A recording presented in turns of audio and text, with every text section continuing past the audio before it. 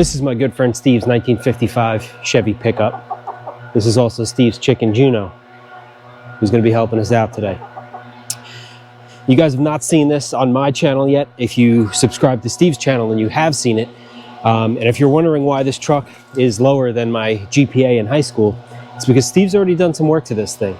This truck has a full custom 4-link in the rear, has a Heights front end, tubular control arms, coil-over suspension, rack and pinion.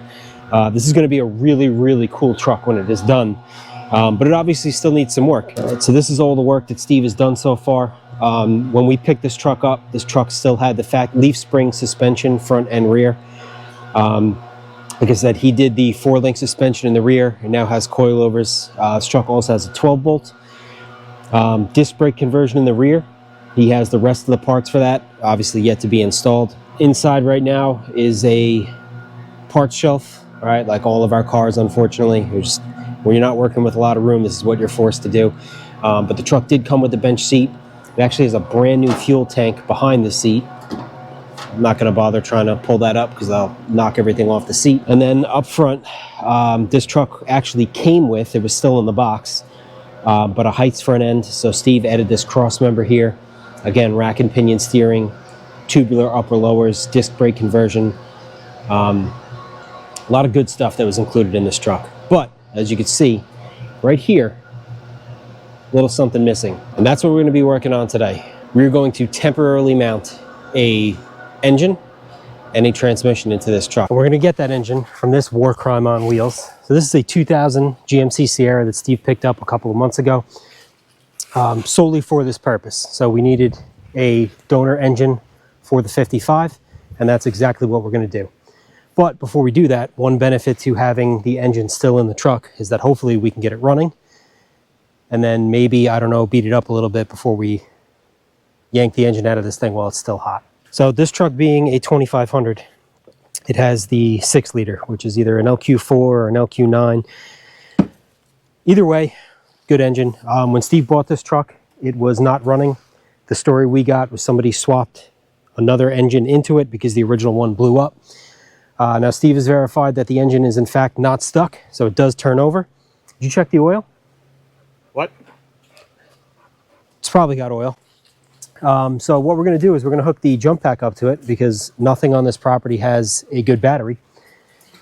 And we're just going to turn the key and hope for the best. Everything looks fairly complete under here, so hopefully we'll be in good shape. And it is a good thing that we checked the oil because there was really not much on the stick. So going over just a couple things before we try and get this thing to bark off. We did realize that this passenger side manifold was not bolted to the cylinder head at all. There's a gasket in there, but somebody stopped there. So Steve is going to try and locate a couple of manifold bolts just to get this thing to stop from resting on the spark plug, because we also noticed that none of the coil wires were plugged in, and that's because the manifold was dropping too far down and resting on the spark plug. This is one of those things where you think this part is going to be easy. All you have to do, throw a hot battery in it and let it eat. And then you find stuff like this. So I think we're going to we might rob 1 or 2 bolts from this side. Like I said, I think Steve has a couple of extras that he's going to grab now. Hopefully that'll be it. All right, so we robbed a couple of manifold bolts from some other cars or trucks that may or may not be on the property. I tightened those up so we at least do not have a giant gap in between the cylinder head and the manifold. Steve hooked the battery up, got inside the truck, turned the key. I do hear the fuel pump priming. You can kind of hear the fuel like rushing through the rails. That's definitely something we need for this to run. Kind of went back to basics a little bit. We did end up finding 2 missing grounds, one on the alternator bracket here. I do not remember where the other one was, but we also tested for 12 volts at the starter with the test light and had nothing. So Steve whipped up a custom battery cable that we're going to run basically over the top of the motor, back to the battery, and hopefully that'll at least get us power to the starter. So ran out of time tonight. We'll be back at this in another day or two. Steve's going to grab a starter from AutoZone, we'll sling it in there, and hopefully that'll fix our issue. So see you guys in a couple days. All right, we have 2 very important things today. One is daylight. And the second thing, like I said when we left you off in the dark, we tested and we're pretty sure that the starter that is in this truck is no good. Steve bought a new one today. So one of us is going to climb underneath the truck and replace it. We'll replace the starter, and then hopefully twirling the key will get this thing to light off. So our starter is in. What we're going to do now is just hop in the truck, turn the key. If it starts, which hopefully it does, we will throw our intake tube back on so the truck can actually read the mass airflow sensor. And we'll probably end up putting some coolant in this thing too, so we don't torch the head gaskets right out of it. At least not yet. Who's going to do the honors, me or you? You mean torching the head gaskets out of it? Probably both of us. Well, yeah, that's a given. I meant turning the key. Well, I was only showing off. All the work. I was only showing off about the driver's side. Now make sure if it lights off, you just put your foot to the floor immediately to clear any trouble codes. Red line. Yes. All right, another discovery. It's going to be real difficult to see, but this transmission line is kinked. It was basically installed at the wrong angle. So we're going to take that fitting out of the transmission, untangle that line, and hopefully plug it right back in, because with an obstruction in that line, you don't have fluid, and that's going to end up hurting the transmission. We ended up looping the heater hose lines because somebody broke the plastic fitting off. So we grabbed that piece of scrap metal from Steve's garage, looped those lines, and now I'm using a child's garbage can to put some water in this thing, and hopefully it doesn't spring a leak anywhere else. This was smart, by the way. I know you made fun of me, but this was very smart. And just pat yourself on the back. If I wasn't holding this garbage can, I would. I think we're full. That's going to be cool. Wow.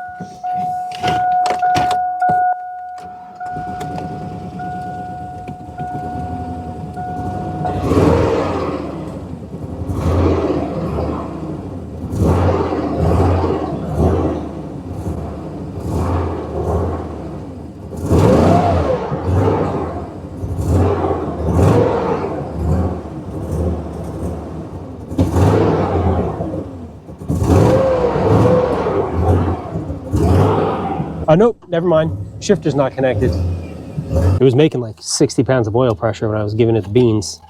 Oh yeah? Well, it's not hurt. No, definitely not. I think the problem is that the same person that put all of the hose clamps on also plugged all the connections in. Alrighty, so obviously you can hear in the video, it doesn't run the smoothest. It kind of hunts for an idle. If you hold it at like 2,000 RPM, it'll stay, but it eventually drops off. We did notice that this alternator is a special edition, but it is currently making about 19 volts. So we thought maybe that's our issue. Maybe the over voltage is causing something with the computer or throwing a sensor out of whack. So we took what we think is the exciter wire, and then the main charge, that like 6-gauge wire that goes to the back. We took that off, no change. But just out of sheer luck, because I've had this happen. I had a Tahoe that was around the same year as this, and I had the same issue. I just unplugged the mass airflow sensor just to see if that would do anything, because on my truck, my MAF was bad. I unplugged it, and it ran great. So we tried that. Steve's going to fire this thing up and see if that happens to fix anything.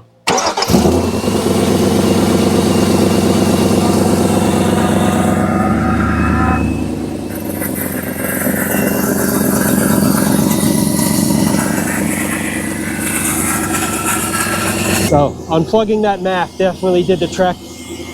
All right, neither one of us are inside the truck right now. Just want to show you the gauge cluster real quick. So again, the alternator is not hooked up right now, so we're at about 12 volts. We're probably on limited time, but we're right at about 40 pounds of oil pressure. And even with the exhaust manifold leak that this truck currently has, because we're missing like 30% of the bolts, it sounds really, really good. It's actually nice and quiet. I think the bearing on the alternator is about to leave the chat, which I think is why it's getting so hot. So that's like squealing every once in a while. There's also no power steering fluid in it. But I think Steve got a pretty good engine. All right, so our shifter cable is hooked up.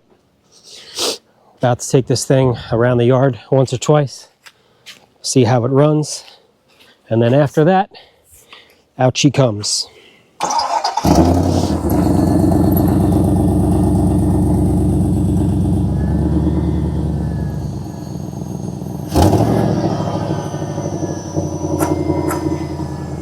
Steve skimped when he bought this and didn't pay for any transmission fluid, so probably going to put some in there and see if we can get it to move.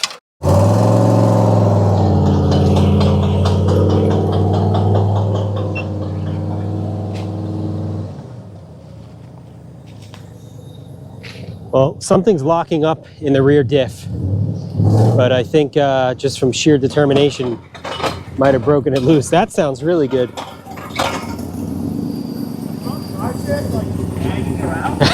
It sure sounds like it. I'll roll it over the truck. Well, see if it'll at least do a burnout. This is America. Yeah, do it for the kids now, come on.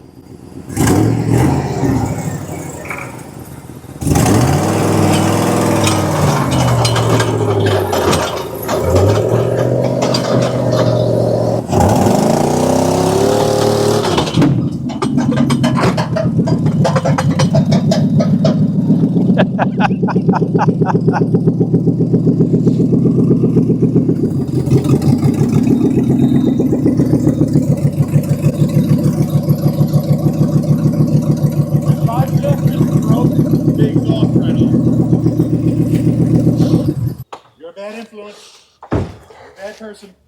You didn't have to do it. Oh my God. You Here's the thing, I knew. Yeah, the exhaust is not attached. Okay.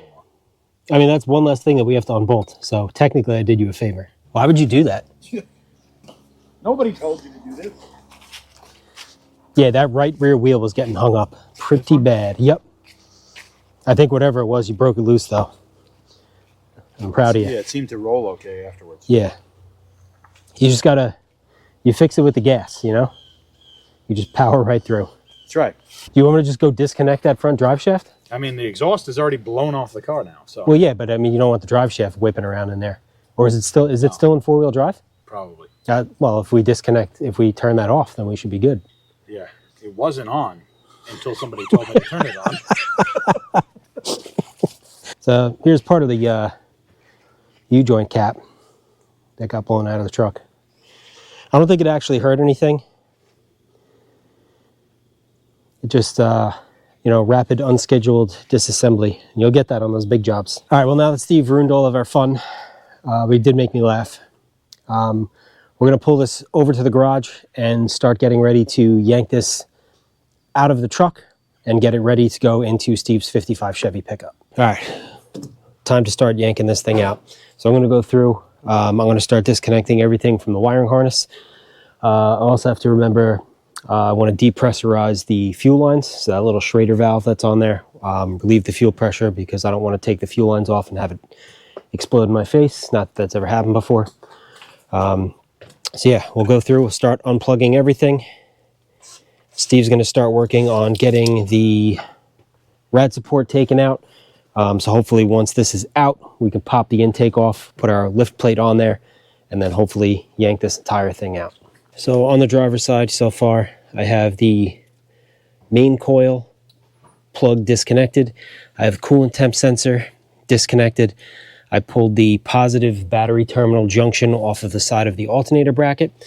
So I believe on this side, the only thing that I have left are the injectors. So I'll unplug all four of those and then we'll move on to the passenger side. Now on the passenger side, you have the crank sensor that is down by the starter, another 4 injectors, and another coil pack harness. And then up top, I believe once the intake is removed, we have the map sensor up top. You have your NOx sensors that are underneath the intake manifold that plug into the NOx sensors that are in the valley cover. And then on the back, you have your oil pressure sensor and your cam position sensor. And I believe after that, there might be a few separate grounds, especially on the back of the cylinder heads. And then the connections on the starter, but that should be it for electrical connections. Once that's done, we can move on to plumbing. Just watch your face real quick. I'm just going to relieve the pressure in the... All right, you probably just saw we got the intake off. I have every connection up top. So cam sensor, knock sensors, coolant temp, all the injectors, coils, grounds, TPS, IAC. Pretty sure that's it up top. I guess we'll find out when we, stretch the wiring harness to make it look like a guitar string. I'm going to climb underneath. I am going to pull the connections off the starter. I'll release the crank sensor, and then I'll probably get started on the bell housing and converter bolts. Steve's taking the knock sensors out now so we can put our lift plate on. It is about an hour later. You can see by my hands and probably my face that we have been working. Well, you have. We've both been working. Radiator support is out. Everything is disconnected from the engine harness. Motor mounts are undone. Bell housing bolts are undone. 4 out of 5, just like the Meatloaf song, right? Did you drop that at some point? You dropped that at some point. Yeah. So they only put 4 bell housing bolts in here. Works for me. The converter bolts are undone. There are 6 on a 4L80E. And there's about 1.5 gallons of Loctite on each individual one. I can't feel my right arm anymore. So I think there's 1 or 2 more grounds on the back of the cylinder heads, and we should be ready to pluck this thing out. We do have to take a short break though, because I'm hungry and we need a new lift cylinder for Steve's engine hoist. So hopefully when you guys come back, we'll be hooking this thing up and getting ready to yank it out of this truck. All right, I think the time has come to pluck this 6-liter out of our parts truck. We got a new ram on the engine hoist. We're pretty sure, like 96% positive, that everything's disconnected, but we'll find out when we start pulling. And then, once it's out, we're gonna push this truck back into its, not final resting place, but we'll get that out of the way, spin the engine hoist around, and then it's going right into our 55. Steve's 55. It's kind of mine too.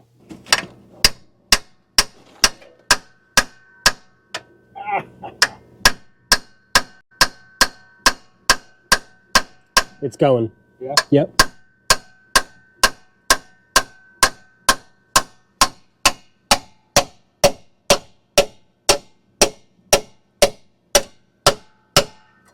All right. I also see the bell housing separating now. You don't want that back though, do you? Yeah, I mean, you got a little bit of a gap here now, so. Is there a valve right there? I used that. I was trying to put it through the hole. What the hell is going on around here? All right, let me...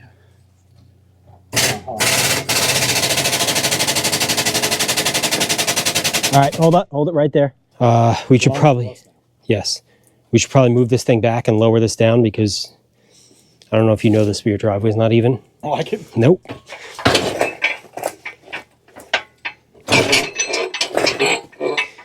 All right. We thought there for a minute that maybe we missed a bell housing bolt or two. Turns out we did not. The dowels in the block that help align the transmission were both locked in there pretty good, so much so that they're actually both in the transmission right now. They're not even in the block itself. So that's what was hanging us up. But obviously we got it free. So we're going to secure the transmission to the firewall somehow, and then bring this thing back in the yard, turn the engine hoist around, and start fitting it into the 55. Engine is out. Truck is gone. Still no motor in here. Obviously just about out of daylight, so we're going to call it for today. We still have to swap the oil pan out on the 6-liter. We're going to put an F-body pan for a little bit more ground clearance. Once we get that on, we have an empty case Turbo 400 that we're going to use for mock-up, just because we're still going to have to weld the transmission crossmember into this truck. So next time, wow, dirt everywhere. Next time, we'll bolt the transmission up, start mocking up the mounts, hopefully weld that in. I thought we were going to have that done today, and it just fought us every step of the way. So, but that's what happens when you do stuff like this. So we'll see you guys in a couple days, and hopefully next time we work on this project will be complete.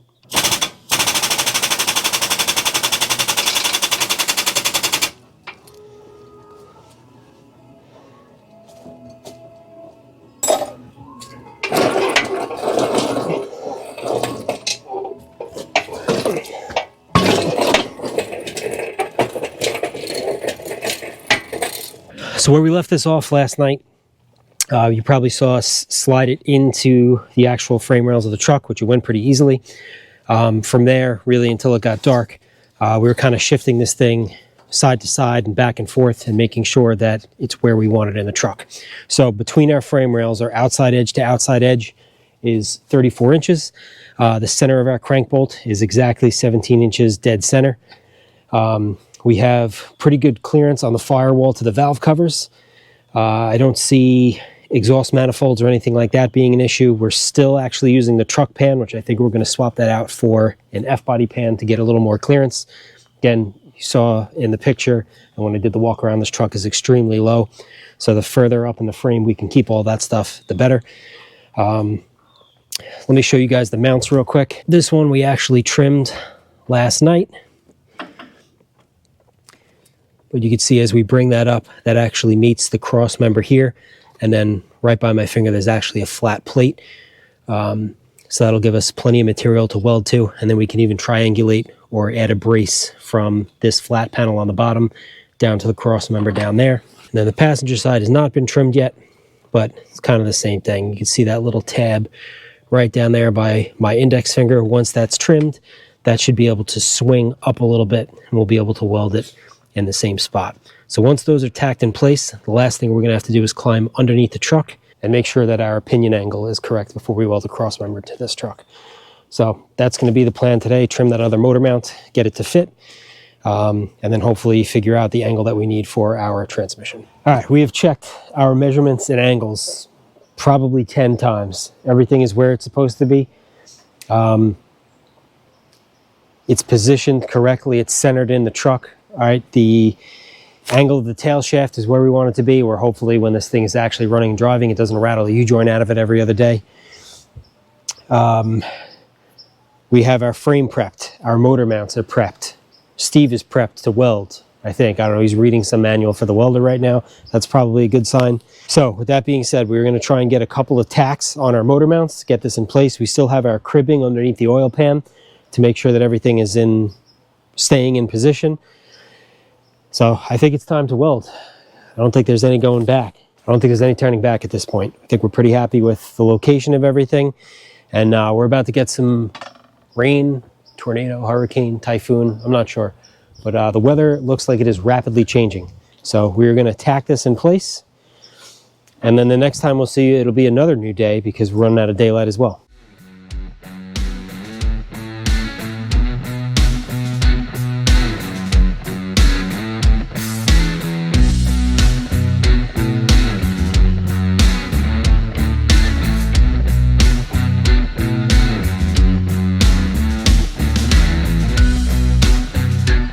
A couple days later, we got some daylight and we got the truck up on the lift. Where we left it off, we had the engine mounts welded in, at least on one side. So I'll show you what we have going on underneath and what we're going to do for a transmission cross member. Right now, just a transmission jack, block of wood. All right, we're going to take our angle finder, take a couple of measurements, see where we are with the frame. All right, right now the truck is not jacked up at all. It's sitting on its own weight. So we're going to position the tail shaft of the transmission at the angle that we want, and then we're going to make up a transmission cross member out of this. So this is the universal cross member that Steve bought. He said, and I hope it did, that it comes with tabs to weld onto the frame. So this will basically sit in between the frame rails, and then the mount will go on that middle plate. Seems pretty straightforward. Again, I think the not most complicated, but the most time-consuming portion of this is going to be getting the angle correct and figuring out where we want the transmission. So get the angle finder set up, do a couple adjustments, and we'll bring you back when we think we have it close. All right, so we have the angle of the tail shaft of the transmission exactly where we want it. Steve went and purchased a 4-inch drop transmission cross member, but it's a little bit wider than the frame of the truck right now. So we took a measurement across the outside edge, frame rail to frame rail. It's about 34 inches. Now, we have the wall thickness of the frame itself. It's about 1/8, but we have that on either side. So that's about 1/4 of an inch. So we're going to go 33 3/4. We're going to leave ourselves a little bit of extra length on here just so we can sneak up on it with a grinder if we have to. So we're going to go to 33 7/8.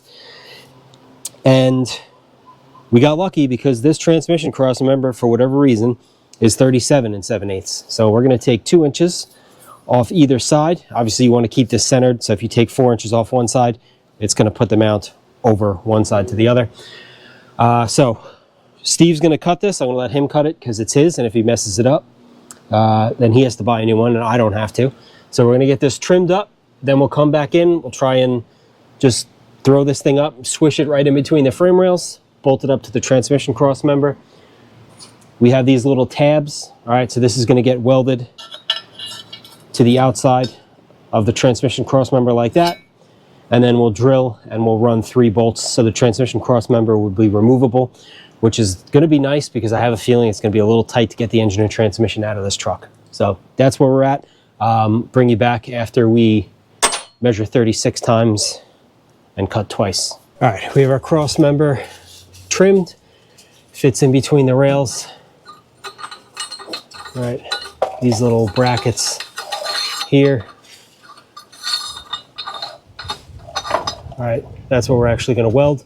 So that flange that I just put up against the frame rail is going to get welded to the tube, and then it's going to get 3 3/8 bolts on that flange.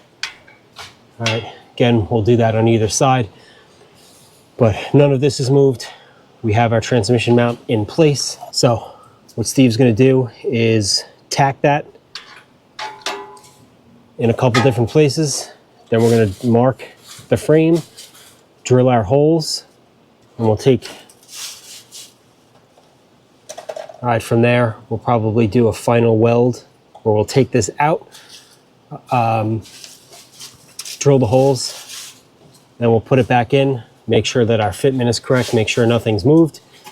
Then we'll probably bolt it in place, weld the entire thing up, and we can call this transmission cross member completed. All right, so we have a couple tacks on either side. And now we're just going to mark the frame where we need to drill the holes. While I'm doing that, Steve's going to finish weld this in the garage, and I'm going to attempt to send his drill bits that are made out of gelatin or pudding through the frame rail.